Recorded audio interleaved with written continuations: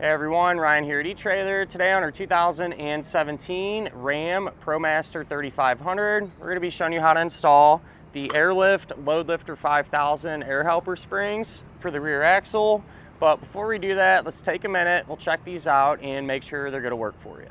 When it comes to the ProMaster chassis, people use them to do a lot of different things. You know, you got these motorhomes, real popular, and work vans, you know, and stuff like that. And so they take on a lot of weight, all these accessories and air conditioners, so on and so forth. Or if it's a work van, you got all your equipment back here.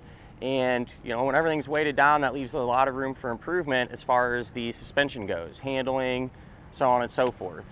And we kind of have a unique situation today. Our neighbor actually already has a suspension improvement. It's a sumo spring type enhancement. And as far as the squat and everything goes, it's really not that bad. But with that said, they're just looking for more adjustability, and that's what the air springs should provide. So I'm really curious to see how the air springs are going to compare up against this type of enhancement that's on there already. So one way to find that out, and that's take it for a spin. So let's go ahead and get that done. First thing that we're going to do is go over some bumps and see how this is going to hold up here. And I like to get going over a couple of them, kind of get some movement going in the chassis and everything. And honestly, the way this is set up now, the suspension don't really feel too bad, to be honest. But one thing that I am noticing is sway. You know, it's kind of sloppy. So we hit a bump and it's going like this. Definitely not terrible. I mean, it kind of is what it is, right? I don't think there's going to be anything that'll fix it completely. So I'm really curious to see if these air springs are going to help out with that and you know, help eliminate it a little bit more than what's on there right now. What I'm going to do now, we don't have a ton of room to work with here, but I'm going to go in a big circle and try to really get, you know, this weight transferring and try to get this thing to lean as much as possible. That way we can kind of compare, you know, to our air springs.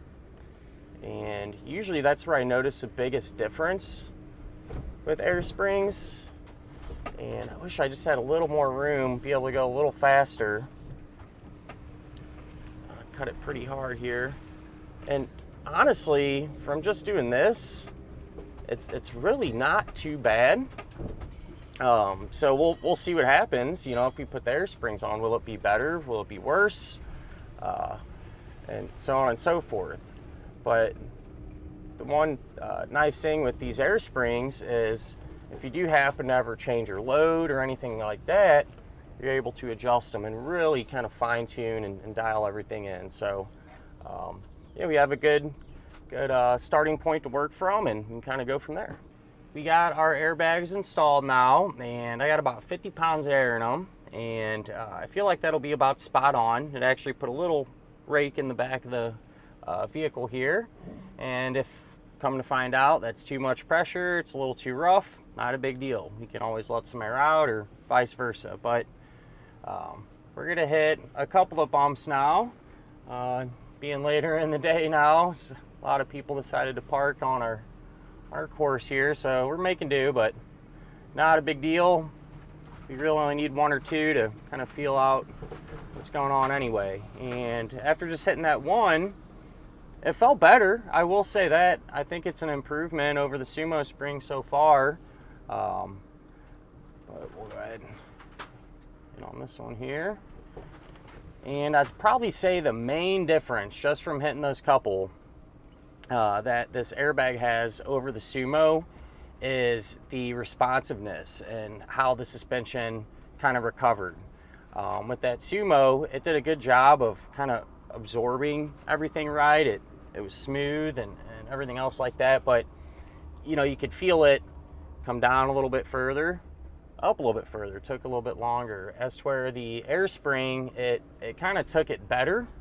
You know, you hit it, you felt the suspension come down a little bit, but then rebounded pretty much immediately. So as far as, you know, hitting a pothole or a bump or something like that goes, I'd say the air springs, of course, depending on the pressure you have set in there and everything else, probably has a slight advantage over that Sumo. And especially if you don't have a Sumo or nothing, it's just a factory style Jounce bumper, it'll be night and day difference, because those Jounce bumpers, the factory ones, they don't provide any support at all. So you would really notice a huge improvement there, as far as that would go. So like I said, kind of interesting. We're starting from an upgrade already and changing to this air spring. But we'll go ahead and do our circles now. Try to get this thing leaning. And like I said, this is usually where you notice a big difference, and definitely, even over that Sumo spring, I essentially feel hardly any body roll at all. Some still there, don't get me wrong, but I'm able to kind of pick up more speed than I was earlier, more comfortably, and that's a good thing, you know. Really, with these suspension enhancements across the board, I feel like this is going to be the most important scenario to improve upon, because you're always going to be turning. These vehicles like this are just so top heavy, and so having additional support there, regardless of the enhancement, is a no-brainer. You know, it's going to improve your driving experience and you know, give you more confidence when you're going down the road. Here's how the airbag looks like once it's installed on your vehicle, and pretty simple concept. You know, it's going to replace that factory Jounce bumper, or in our case, the Sumo spring type enhancement. And the nice thing with these airbags is that they're adjustable. You know, you got 5 all the way up to 100 PSI, which is convenient, especially on a vehicle like our camper van here. You know, let's say maybe if you're on the lighter side, you might only need 30, 40 pounds air in these things, but maybe you want to pull a trailer around with you, or you know, your water tanks are completely full, or whatever the case may be. You know, you could always put more air pressure in it to really fine-tune your ride and make it as comfortable as possible. The airbags are going to have a load carrying capacity of up to 5,000 pounds. Now, that's not going to increase what your vehicle can haul or carry. That's just what these are rated for. So something to think about there. And one of the things with airbags is a little bit of maintenance is going to be involved, right? So these are going to require at least 5 PSI in them at all times. That way you don't jeopardize the integrity of the bag or anything along those lines. So if you end up running lower pressures the majority of time, and maybe you get a real cold night or something, it's just, you want to check it and make sure it never goes below 5. And that's kind of where the other style enhancements like the Sumo spring or this Timbren, for example, kind of have a benefit there. You know, you put something like this on and that's it, but you don't get that adjustability. So something you have to kind of figure out what you want to do. Now, to make that easier and to make adjusting the air springs easier, you can always pick up an air compressor kit.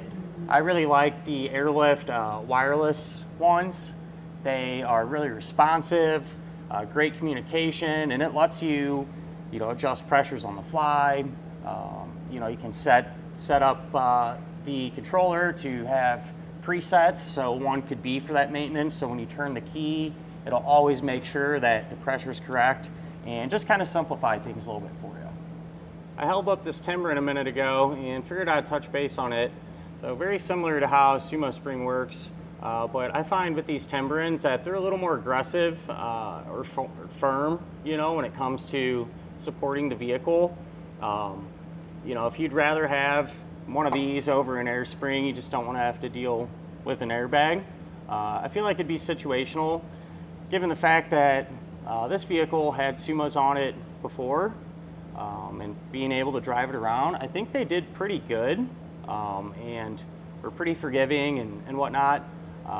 But you know, for those of you that might have one of these as a you know, converted, a big work van or something, a Timbren might be better suited for that.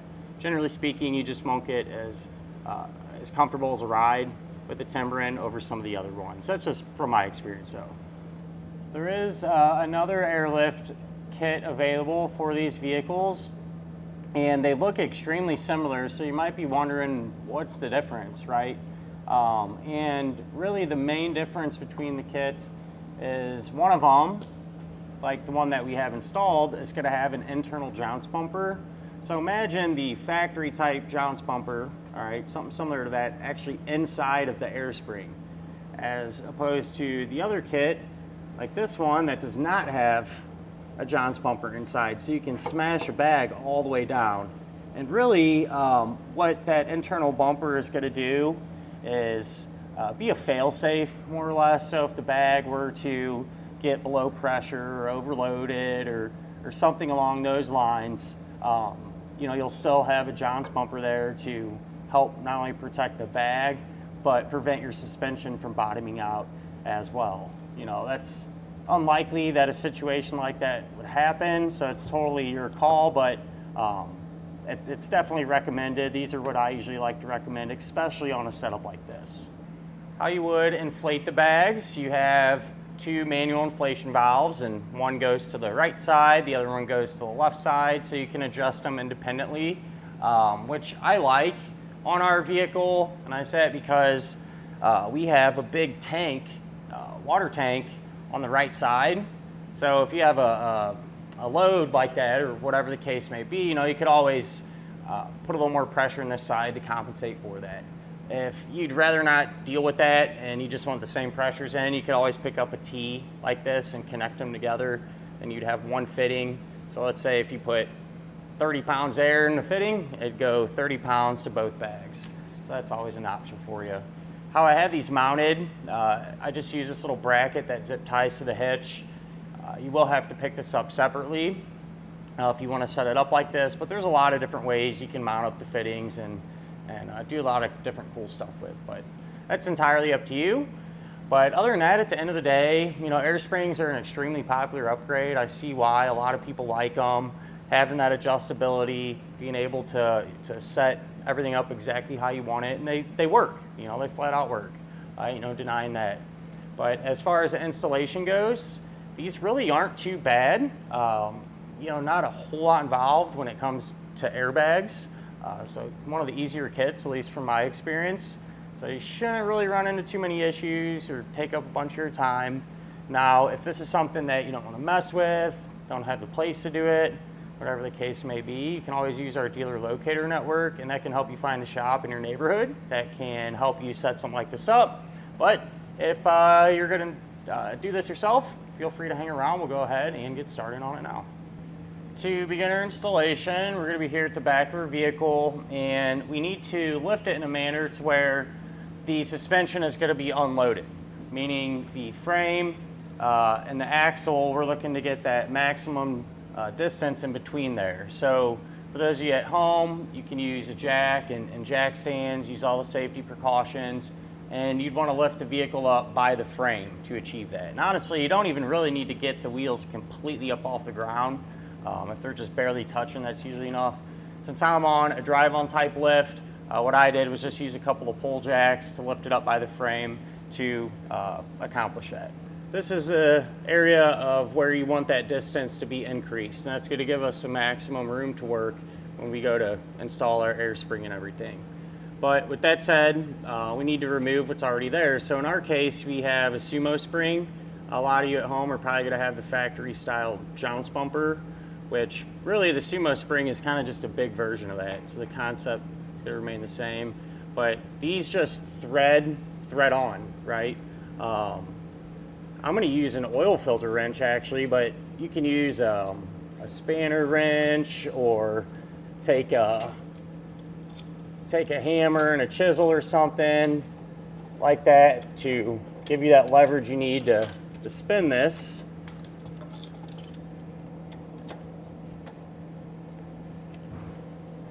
So I'll just work this thing until we can completely remove it.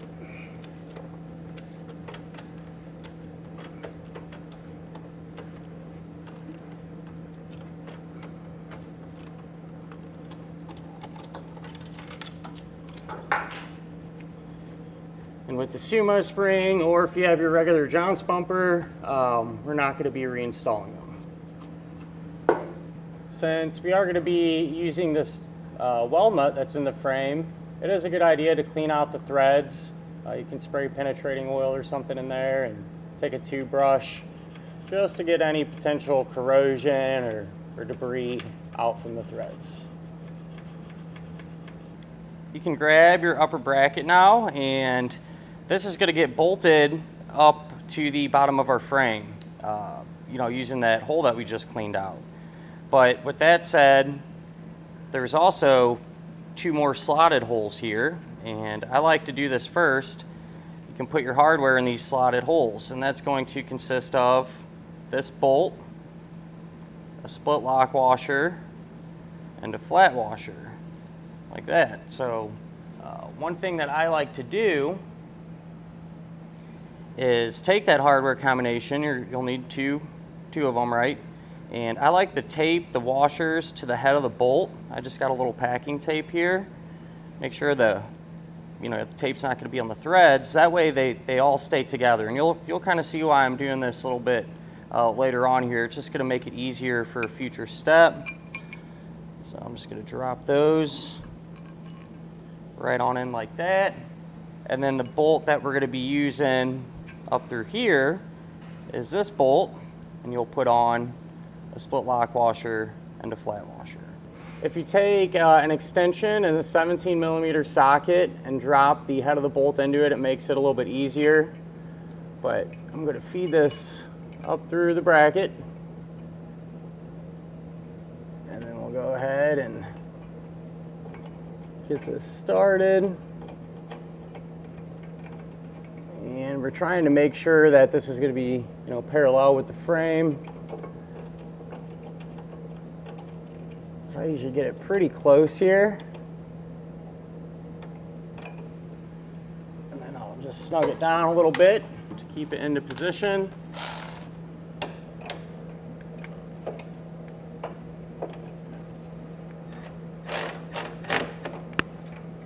And once you're happy with it, you can grab a torque wrench and tighten down the bolt to the specification and the instructions. And any bolt that we're going to tighten, there will be a spec listed for it. Start to assemble our air spring now, and on the top of the air spring, there's going to be 3 threaded holes there, and the one that goes all the way through, this one, we can take the 90-degree fitting. We'll thread this in. So get it as tight as you can by hand, and then come back with a 1/2-inch wrench and tighten it about another 1.5 turns.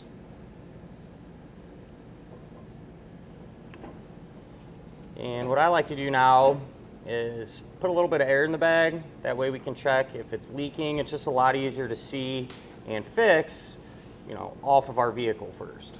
If you grab your air line, it's going to be one big piece, and so you are going to have to cut it about in half, which I've done. Usually, depending on how you route your lines and everything, usually the passenger side of the vehicle end up needing a little bit more length, so keep that in mind.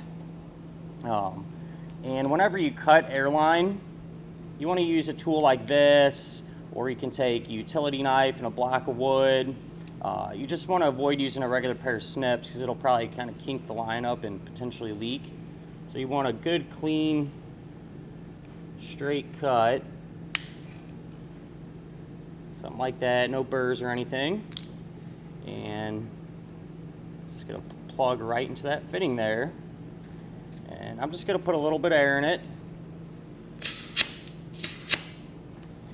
And check it for any potential leaks. Like I said, I like to do it like this because once it's on the car, it's just so hard to see. But I have some soapy water here. And really, with this one, we're just primarily focusing on this area, right? But this is how you can check for leaks once everything's back together too. And what you're looking for is for bubbles to continuously and rapidly form. If you see that, you know you got a leak, right? In our case, everything looks good. I don't see it leaking, hear it leaking. If it was, you could come back with your wrench and snug it up a little bit more until you fix it. But with that said too, just while we're right here, let's say if everything's all together and you have a leak right here where the line plugs into the fitting, what you would do is let all the air out of the system. And the way you can disconnect these, just kind of push on that collar and pull the line out. So if that was leaking, once it's all together, you'd come back, you know, recut the line, make sure it looks good, plug it in and check it again. So I'll leave that disconnected until we have everything installed, but as far as our connection point there, we're in good shape. What we can do now, grab one of your roll plates, and that is going to go over the top of the air spring like that. And then we're going to flip this over. Remember what side the fitting is on though. So fitting is closest to me. You can grab another roll plate, set that on, and then you can grab your lower bracket. And with the lower bracket, one side has this flange here. You want this flange side to be on the same side as the air fitting is on the airbag. So it'll sit on here like that. And then for this hardware, you can take one of these bolts, split lock washer and a flat washer. We'll get both of these started.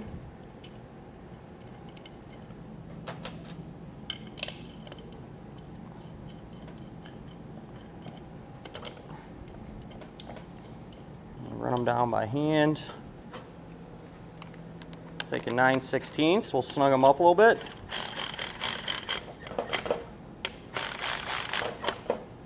And then I'll make sure to come back with your torque wrench and get them completely tight.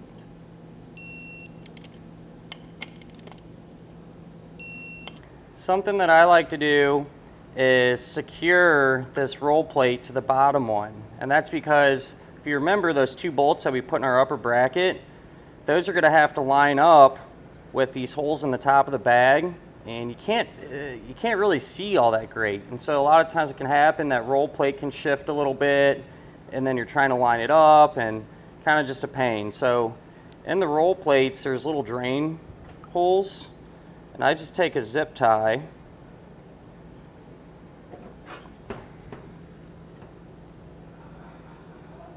and run them through.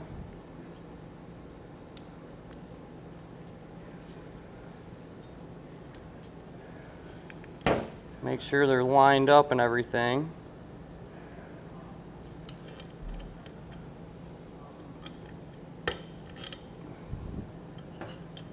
And tighten them down like that.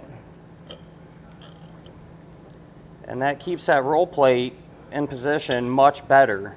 And it's not a huge deal afterwards because you just come back and cut off the zip ties, you know. And then something else you can do to give you a visual as well is take a marker and put a mark from the roll plate down to the bag, and that just kind of gives you something to go off of as well. Back underneath the vehicle, I did forget about this little piece. It's this little metal retainer, and it's just snapped into place, helping to keep this e-brake cable in line. And you can just pry that off. We're not going to be reusing it because our lower bracket will sit pretty much on top of this and hold it, kind of do the same thing. So get that out of the way. And then our air spring assembly, let's get a set on there like this. And then you can grab those bolts, line everything up, and we'll get them started hand tight. Once this is secured, you just want to leave the hardware hand tight. That way you can still kind of maneuver the bag. But you know, once you're sure it's started and everything, we'll come back and the zip ties off. Just be careful not to nick the bag or anything.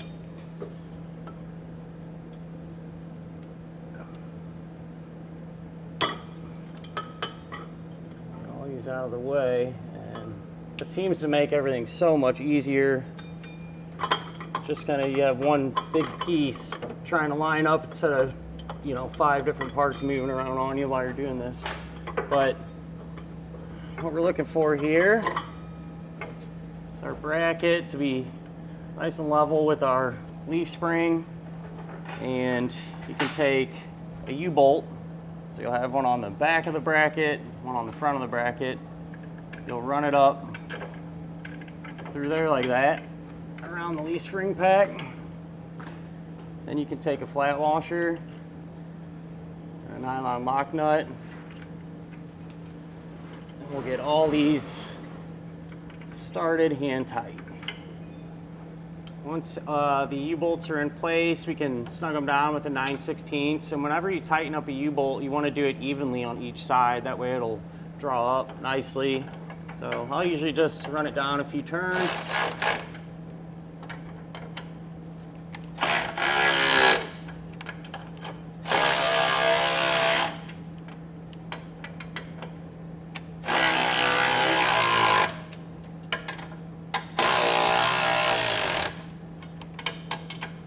And then once it is snug, we'll grab our torque wrench and get them completely tightened down here. What you can do now, grab a 9/16 box wrench and make sure that the bag is straight as possible. That's why we left those top bolts loose. So I like how it's setting. We'll come back and get it tightened and torqued down. Trying to get a torque wrench in a regular socket in that small opening, you know, is really tricky. So you can always use a couple of different tools like this, a crow's foot or something like this, I call it a dog bone. That'll let you, they're nice and low profile, let you get in there, get onto that bolt and torque it down. So if that's something you run into, these are always something that you can look into. With that one airbag all installed and everything now, you can repeat that same exact process over on the other side of your vehicle. At this point, we can get our airlines routed. And I like to start with kind of the end of it, right? Where we want our fittings to be. And this is where I chose on our hitch. I did pick up this bracket separately. It just zip ties around the hitch, gives you a good mounting point. It's pretty convenient. But the instructions do give you a bunch of ideas and show you a bunch of different ways that you can do these. But you can't always grab this from eTrailer if you want. But you take the end of your air fitting there, put on one of the nuts, and then a star washer. Push that through, and there's a little rubber washer you can put on there. A flat washer, and a nut. And with these, what I like to do is just take a socket.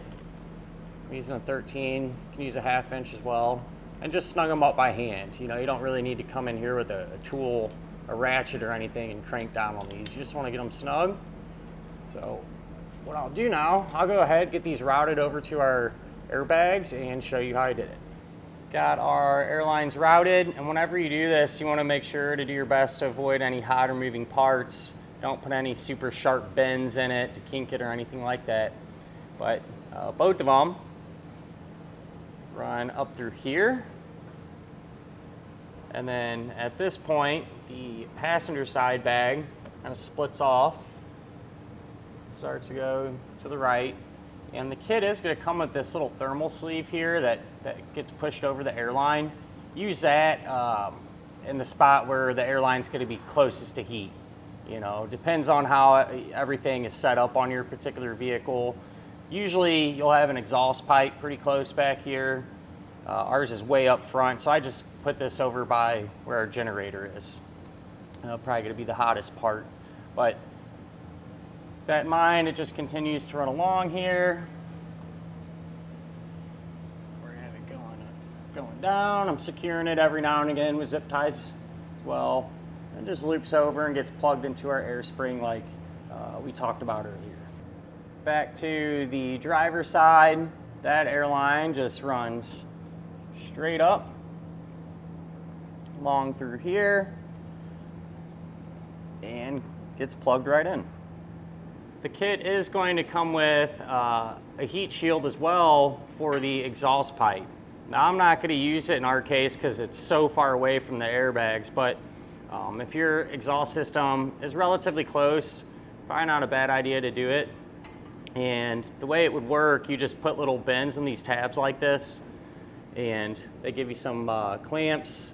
You put that like that and then clamp it around the exhaust pipe, and that's how you would secure this in place. We can now inflate our air springs between 40 and 60 psi. That way we can check for any leaks or clearance issues, things of that nature.